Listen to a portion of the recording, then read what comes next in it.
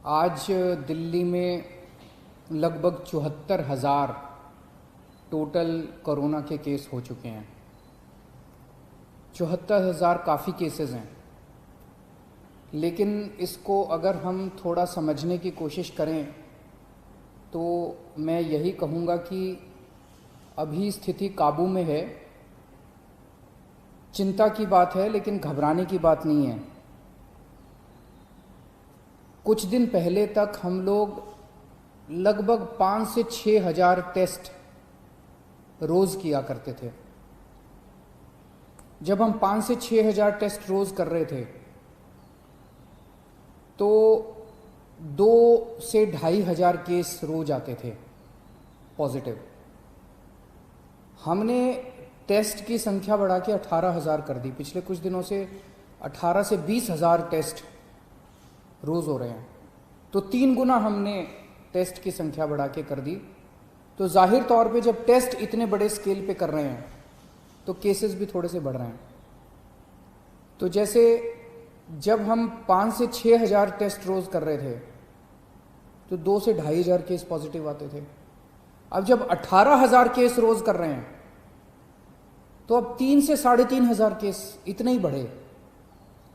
हमने टेस्ट 3 गुने कर दिए, लेकिन पॉजिटिव केस 2 से 3 हज़ार, पहले 2,000 आते थे, अब 3,000 आने लगे, 3,500 आने लगे। तो जाहिर तौर पे मान लीजिए कल हम 1 लाख, 2 लाख, 3 लाख टेस्ट करेंगे तो केसेस थोड़े से ज़्यादा आएंगे। अच्छी बात यह है कि 74,000 टोटल केस अभी तक हुए, इनमें से 45,000 लोग ठीक हो चुके हैं। तो लोग बड़ी तेजी से जल्दी जल्दी ठीक हो रहे हैं। ज़्यादा टेस्ट करने की वजह से ज़्यादा संख्या बढ़ती हुई दिख रही है, लेकिन लोग ठीक बहुत तेजी से हो रहे हैं।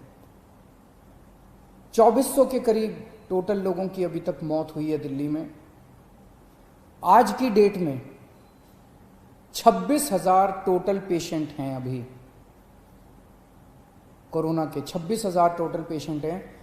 उन 26,000 में से केवल 6,000 हॉस्पिटल में हैं, बाकी सब अपने घर पे अपना इलाज करा रहे हैं। बाकी सारे पेशेंट माइल्ड, थोड़ा बुखार है, थोड़ी खांसी है, ऐसे ही हैं। 6,000 पेशेंट अस्पतालों के अंदर हैं। मैं पिछले कुछ दिन का डेटा देख रहा था। 19-20 तारीख के बाद से, आज 26 तारीख हो गई ना, पिछले एक हफ्ते में टोटल बेड की संख्या, जो बेड पे पेशेंट सभी हैं, जो बेड्स ऑक्यूपाइड हैं, वो लगभग 6,000 के करीब रही है।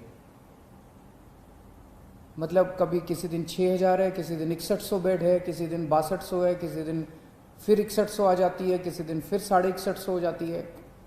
यानी कि हालांकि रोज 3-3.5 हज़ार मरीज नए आ रहे हैं, लेकिन इन नए मरीजों को हॉस्पिटल के बेड्स की ज़्यादा ज़रूरत नहीं पड़ रही। इसका मतलब ये सीरियस मरीज नहीं है। दिल्ली में जितने लोगों को कोरोना हो रहा है वो माइल्ड कोरोना हो रहा है, हल्का कोरोना हो रहा है। कोरोना होता है वो ठीक हो जाते हैं, उनको अस्पताल जाने की कम लोगों को ज़रूरत पड़ रही है। और जितने लोगों को अस्पताल से छुट्टी मिल रही है, लगभग उतने ही लोगों को अस्पताल जाने की ज़रूरत पड़ रही है। तो बेड की रिक्वायरमेंट जो है अपने दिल्ली में, वो अब 6,000, पिछले एक हफ्ते से लगभग 6,000 बेड्स की ज़रूरत है। और अभी हमारे पास दिल्ली में 13,500 बेड हमने तैयार कर रखे हैं। अस्पतालों में 13,500 बेड इस टाइम अपने तैयार हैं। उसमें से 7,500 बेड खाली हैं और केवल 6,000 बेड पे पेशेंट हैं। और ये 6,000 बेड पिछले एक हफ्ते से लगातार कांस्टेंट आ रहा है। मुझे ऐसा लगता है कि आने वाले समय में अगर ज़रूरत पड़ी तो शायद हो सकता है आईसीयू के बेड की ज़रूरत पड़े। अब हमें लोगों की जान बचाने के लिए हो सकता है आईसीयू के बेड बढ़ाने पड़े। तो हम दोनों ही कर रहे हैं। हालांकि हमने आज 13,500 बेड हमारे पास है, 7,500 बेड खाली हैं, फिर भी आज हमने कैबिनेट करी थी, कैबिनेट में हमने बुराड़ी के अस्पताल में 450 बेड और बढ़ाने की परमिशन दे दी, उसका पैसा सैंक्शन कर दिया। दिल्ली के बैंक्वेट हॉल्स के अंदर, अभी आप लोगों ने अखबारों में पढ़ा होगा, मैं परसों गया था, LNJP हॉस्पिटल के सामने एक बैंक्वेट हॉल है, उस बैंक्वेट हॉल के अंदर 100 बेड का हमने इंतजाम किया है। ऐसे दिल्ली के जगह जगह बैंक्वेट हॉल्स के अंदर हम बैंक्वेट हॉल को अस्पताल के साथ जोड़ देंगे। उस बैंक्वेट हॉल में हम बेड, दिल्ली के कई सारे बैंक्वेट हॉल्स में बेड्स का इंतजाम कर रहे हैं। तो हम हाथ पे हाथ धर के नहीं बैठे। जैसा मैंने कहा, पिछले एक हफ्ते में 6000 बेड से ज़्यादा की जरूरत नहीं पड़ रही। आज हमारे पास 13,500 बेड है, फिर भी कल के लिए हम तैयारी कर रहे हैं, परसों के लिए तैयारी कर रहे हैं। अगर बाई चांस ज़्यादा ज़रूरत पड़ती है तो हम उसकी तैयारी कर रहे हैं। बीच में कुछ दिन ऐसे थे, जून के महीने के पहले हफ्ते में, जब थोड़ी सी पूरे दिल्ली के अंदर बेड की कमी हुई थी, मेरे पास भी खूब फ़ोन आते थे। रात रात भर मैं लोगों के फ़ोन अटेंड करता था, उनके लिए बेड का इंतज़ाम करता था, इस अस्पताल में, उस अस्पताल में। अब स्थिति कंट्रोल में है। अब काफ़ी होटलों के अंदर हमने पिछले 10 दिन में लगभग 3,500 बेड्स का इंतजाम किया होटलों के अंदर, उनको हमने अस्पतालों से अटैच कर दिया। इस वजह से बेड्स इतने बढ़ गए हैं। और अब आने वाले टाइम में बैंक्वेट हॉल में बेड्स लेंगे, बुराड़ी अस्पताल तैयार हो जाएगा, और भी कई सारे स्टेप्स उठा रहे हैं। साथ में ICU के अंदर बेड्स बढ़ा रहे हैं, GTB हॉस्पिटल में, राजीव गांधी हॉस्पिटल में और LNJP में। इन तीनों के अंदर ICU के बेड्स की बहुत बड़े स्तर के ऊपर हम मात्रा बढ़ाने जा रहे हैं, ताकि अगर सीरियस मरीजों को ज़रूरत पड़े तो उसकी हमारी तैयारी होनी चाहिए। मौत के अंदर कोरोना से लोग, अगर कोरोना, पहली बात तो भगवान करे कोरोना हो ही ना आपको, अगर कोरोना हो भी जाए तो आप सही सलामत ठीक हो जाए। कोरोना की वजह से मौत नहीं होनी चाहिए। उसे रोकने के लिए, उसे कम करने के लिए हमने 2 बहुत महत्वपूर्ण कदम उठाए हैं। एक तो है प्लाज्मा थेरेपी। आपने सुना होगा, कुछ दिन पहले मैं प्लाज्मा थेरेपी का जिक्र किया करता था। दिल्ली पहला राज्य था पूरे देश में जहां प्लाज्मा थेरेपी को हम लोगों ने बड़े उत्साह के साथ शुरू किया। हमने इसके ट्रायल किए, LNJP अस्पताल में इसके ट्रायल हुए। 29 केसेस के ऊपर ट्रायल किए गए और उनके नतीजे बहुत अच्छे आए। उन नतीजों को फिर हमने केंद्र सरकार में सबमिट किया। अब हमें 200 और पेशेंट्स के ऊपर प्लाज्मा थेरेपी करने की इजाज़त मिली है। तो सरकारी अस्पतालों में LNJP और राजीव गांधी अस्पताल में प्लाज्मा थेरेपी की इजाज़त मिली है, और इसके बाद कई सारे प्राइवेट हॉस्पिटल्स ने भी प्लाज्मा थेरेपी की इजाज़त ले ली है। कई सारे प्राइवेट हॉस्पिटल्स भी इस टाइम प्लाज्मा थेरेपी कर रहे हैं। इसके नतीजे ये दिखाते हैं कि अगर कोई मॉडरेट पेशेंट है, अगर कोई बहुत सीवियर पेशेंट है, वेंटिलेटर पे है, मल्टी ऑर्गन फेलियर हो चुका है, ऐसे पेशेंट्स को तो शायद प्लाज्मा थेरेपी से बचा पाना मुश्किल हो। लेकिन जो लोग अभी, जिनकी हालत ज़्यादा बिगड़ी नहीं है, उनको अगर दिया जाए तो उनकी हालत को आगे बिगड़ने से रोका जा सकता है इससे। ऐसा अभी तक के नतीजों ने दिखाया है। तो प्लाज्मा थेरेपी के ज़रिए हमारी उम्मीद है कि हम मौत को कम करने में शायद सफल हो पाएँ।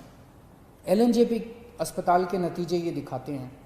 LNJP अस्पताल में पहले डेली जितनी मौत होती थी, आज उससे आधी से भी कम हो गई हैं पिछले कुछ दिनों में, जब से प्लाज्मा थेरेपी शुरू किया। तो हमें उम्मीद है कि आने वाले समय में इससे हम इसको कम कर पाएंगे। दूसरी चीज़, कोरोना में सबसे ज़्यादा परेशानी होती है कि मरीज का ऑक्सीजन का लेवल अचानक कम हो जाता है। एक आम आदमी का ऑक्सीजन का लेवल 95 होना चाहिए। अगर ये 90 से कम हो जाए तो ये खतरा माना जाता है। 85 से कम हो जाए तो बहुत सीरियस माना जाता है। अब इसमें जैसे अगर आपका ऑक्सीजन लेवल 90 हो जाए या 85 हो जाए तो आपको सांस लेने में तकलीफ होती है और बहुत ज़्यादा ब्रेथलेसनेस होती है, सांस रुकती है आपकी, बहुत ज़्यादा आपको तकलीफ होती है। लेकिन कुछ पेशेंट्स ऐसे भी हैं इस बीमारी में जिसमें ये देखा गया कि ऑक्सीजन का लेवल बहुत कम हो गया लेकिन कोई सिम्टम्स ही नहीं है और अचानक फिर ड्रॉप हो जाता है और अचानक उसकी मौत हो जाती है। तो इसके लिए हमने एक निर्णय लिया है, निर्णय नहीं लिया, लागू कर दिया है कि जितने लोग घरों में जिनका इलाज चल रहा है, होम आइसोलेशन में हैं, माइल्ड सिम्टम वाले हैं, ए सिम्टम बिना लक्षण वाले मरीज हैं, जिनको कोरोना है लेकिन कोई लक्षण नहीं है, ऐसे सारे मरीजों के घर में हम लोगों ने ऑक्सीमीटर पहुंचा दिया है। हो सकता है कुछ एक बच्चे हों लेकिन लगभग सारे, मेरे को बताया गया कि लगभग सारे मरीजों के घर में ऑक्सीमीटर हम लोगों ने पहुंचा दिया। ये ऑक्सीमीटर आपका सुरक्षा कवच है। जिन जिन लोगों को ऑक्सीमीटर मिला है, कोशिश करके हर घंटे 2 घंटे में एक बार ऑक्सीजन नाप लेना। बड़ी आसान होता है, उंगली में लगा के आप ऑक्सीजन आधे मिनट में नाप सकते हो। अगर आपका ऑक्सीजन लेवल 94 के नीचे आ जाए, आप तुरंत हमें फ़ोन कर देना, आपके घर पे ऑक्सीजन इमरजेंसी में भिजवा देंगे और ज़रूरत पड़ेगी तो आपको अस्पताल में एडमिट कर देंगे। तो ये ऑक्सीमीटर आपका सुरक्षा कवच है। आप अगर ऑक्सीजन अपनी नापते रहोगे तो उम्मीद करते हैं कि फिर आप ठीक रहोगे। मैंने कल एक मरीज हैं जिनका घर में इलाज चल रहा है, कानन साहब, उनसे फ़ोन पे बात की थी मैंने। उनसे मैंने पूछा कि ऑक्सीमीटर मिल गया, वो उनको मिल गया, वो कह रहे हैं बहुत खुश हैं वो। मैं एक बार ही आपको वो वाली उनसे जो मेरी बातचीत हुई वो मैं सुनाना चाहता हूँ। हेलो, हाँ कानन साहब। हाँ सर। हाँ, अरविंद केजरीवाल बोल रहा हूँ, कैसे हैं? नमस्ते सर, बिल्कुल ठीक हूँ सर। बिल्कुल ठीक है। कोरोना है ना आपको? हाँ कोरोना है सर, पर अभी बिल्कुल ठीक हूँ, कोई प्रॉब्लम नहीं है सर। मैं कोई सिम्टम नहीं है? नहीं है सर। हाँ तो इसमें कोरोना में ना एक चीज सबसे ज्यादा ध्यान रखनी पड़ती है, वो है ऑक्सीजन लेवल। तो जैसे अपना ऑक्सीजन सैचुरेशन लेवल 95 होना चाहिए। ओके। लेकिन अगर ये 95 से नीचे आता है, 90 से नीचे चला जाता है तो थोड़ा प्रॉब्लम होती है, खतरनाक हो जाता है। ओके। 85 से और नीचे चला जाए तो और खतरनाक, बहुत ज्यादा खतरनाक हो जाता है। ओके। और इसमें कभी कभी पेशेंट्स को वैसे तो ऑक्सीजन लेवल नीचे जाता है तो ब्रेथलेसनेस होती है, सांस लेने में तकलीफ होती है। लेकिन ये बीमारी ऐसी है जिसमें कभी कभी पता ही नहीं चलता और कोई सिम्टम नहीं आते और ऑक्सीजन लेवल नीचे हो जाता है। ओके तो इसीलिए आप सब लोगों को हमने ये ऑक्सीजन मीटर, पल्स मीटर भेजा है। मिल गया आपको? हाँ सर, मिल गया सर हमको। नाप रहे हैं ना आप अपना ऑक्सीजन? बिल्कुल। हर 2-2 घंटे में नाप लिया करो, इसमें अचानक कई बार गिर जाता है ऑक्सीजन। ओके सर, तो ओके सर। कितना है अभी आपका ऑक्सीजन लेवल? मेरा जो है 97 के ऊपर है सर, 97-60 ऐसा है सर। 97.6 है, बहुत अच्छा है। घर में कौन कौन है आपके?